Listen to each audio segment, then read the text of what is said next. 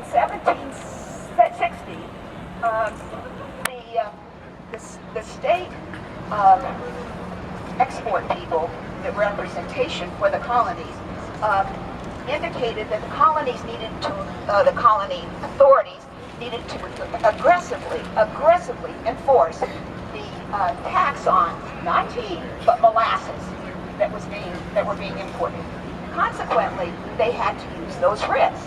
But King George II had just died, and the way those writs worked is they lasted as long as the king that which they became active was alive.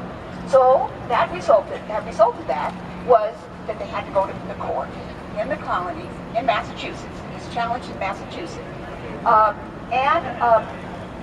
James Otis, who was the advocate general for the colony in Massachusetts, quit his job and argued for about 50 companies and manufacturers against these writs.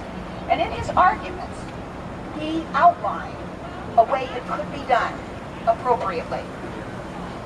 In the audience was John Adams. And John Adams got very excited about what he heard, took copious notes, and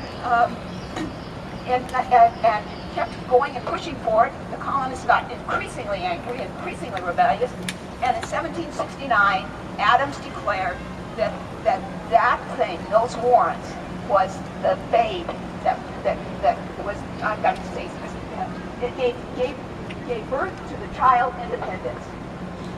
So, a lot of things are cited as bringing it, but that was the trigger point for that. Okay, so now let's go forward to 1780.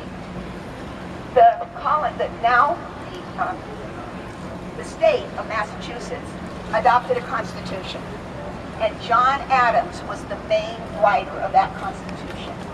And the amendment, similar to the Fourth Amendment, into their constitution became the model when the U.S. Constitution was rewritten after the Articles of Confederation were dropped.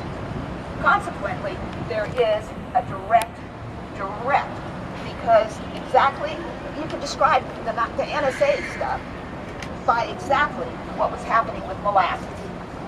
Unfortunately, we would hope that maybe those who are bringing this about will get their feet stuck in molasses. And also, the ACLU has gone to court a number of times.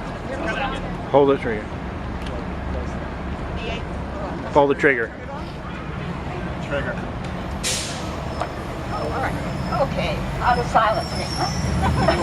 All right. The ACLU nationally has filed suit against the warrantless information from the phone calls, from the internet,